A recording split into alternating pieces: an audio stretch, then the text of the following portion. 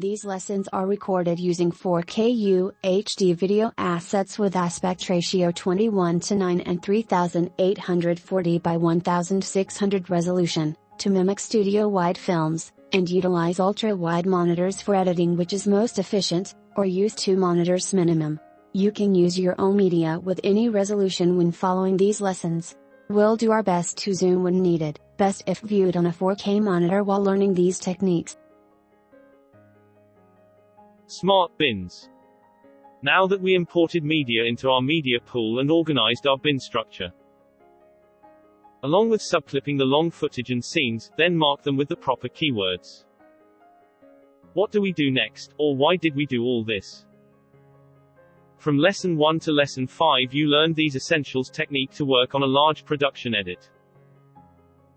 Without these steps it would have been really difficult to know where our airplane landings and takeoffs are, which aircraft models in the shots, what type of sound or engine they use and more.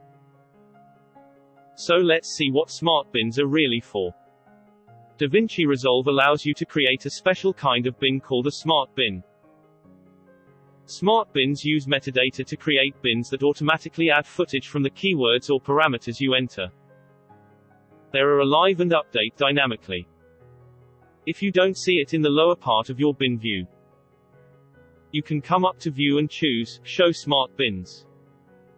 You can either create subclips with keywords metadata, or you can create markers in the video clip and add keywords to the markers that we did in Lesson 5, subclips and markers. You can also add keywords to the whole video clip. But that defeats what we are trying to organize. It depends on your style or how organized you want to get. Let's examine here.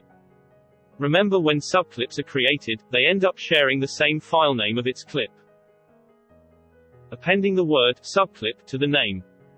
I don't like that, so let's rename the subclips properly. Go to the subclip bin. Right-click on each one you want to rename. Select Attributes.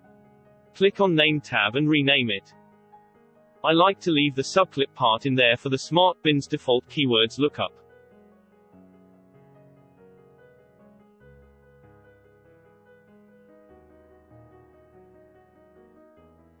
Right-click. Be careful here, you must click on the empty area of the bin, otherwise, a menu will not pop up. Now add Smart Bin. Create my own custom bin, and the bin's view down here actually updates in real time. The logic of this bin is what you want it to contain. Let's call this logic, Jumbo Jets Landing.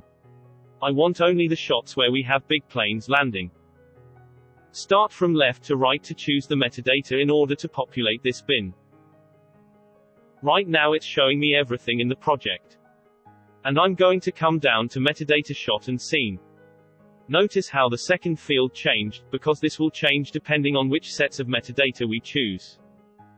So let's come back to shot and scene. Now I have this smart bin folder, and if I were to go in here and let's say, pick another shot that has a jumbo plane landing in it, just go into my keywords, and type jumbo and landings. Or just select them since they were added into the keywords library by Resolve when we typed in the first time. See Lesson 4. Meta Keywords.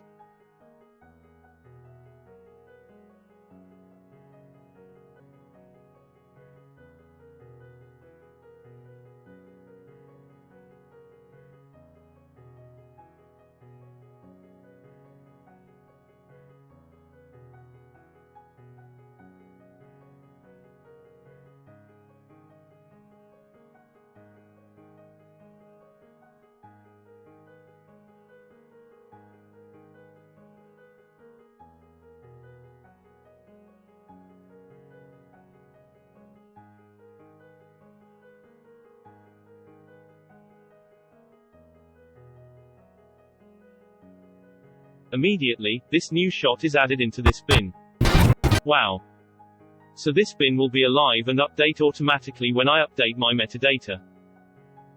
And of course if you're working in a dual screen setup, with an extended desktop. See Lesson 3 on dual screens. You can right-click, and just like a regular folder, you can break this out as a new window, and put on your secondary screen. The true power of smart bins is that a single clip can appear in multiple bins, and those bins update in real time as new clips are added and tagged with metadata. But smart bins have a powerful new feature that you have to see to believe. It's based on Davinci Resolve's new machine learning algorithms. It is only available in the Studio full licensed release. We will have a lesson on this shortly.